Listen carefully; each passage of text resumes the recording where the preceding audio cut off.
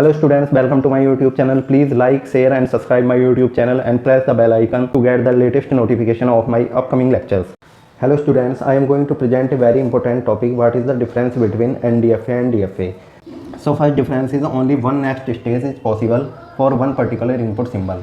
For example, if you are at state Q0 and the input symbol is 0, the next state will be Q1. But in case of NDFA, multiple next states are possible for one particular input symbol. Means अगर आप किसी एक state पे हो Q0 पे, ठीक है, तो 0 इनपुट सिंबल के लिए आपकी नेक्स्ट स्टेट Q1 भी हो सकती है और आपकी 0 इनपुट सिंबल के लिए नेक्स्ट स्टेट आपकी Q2 भी हो सकती है. मीन्स 0 इनपुट सिंबल के लिए आपकी 2 states are possible, Q1 and Q2. So in this case the multiple next states are possible for one particular input symbol 0. Second है आपका every state must have one transition for every input symbol.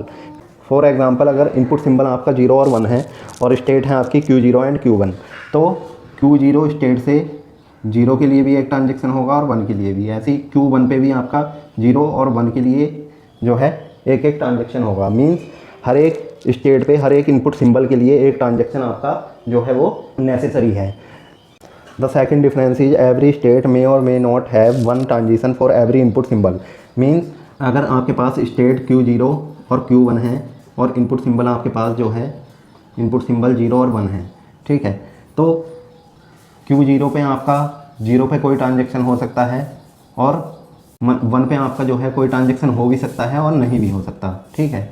और ऐसे ही Q1 पे अगर हो आप तो जो है आपका 1 पे कोई ट्रांजेक्शन हो सकता है और 0 पे आपका नहीं भी हो सकता, ठीक है.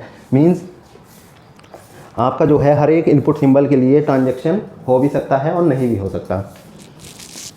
थर्ड है आपका null moves are not allowed. Means and DFA के केस में जो है आपके नल मूव्स जो है वो अलाउ नहीं होते और NDFA के केस में आपके नल मूव जो है वो अलाउ होते हैं, ठीक है. Fourth one is every DFA is NDFA. हर एक जो DFA होता है आपका वो NDFA होता है, ठीक है. फोर्थ है आपका but in case of NDFA every NDFA is not a DFA. हर एक NDFA जो है DFA नहीं हो सकता.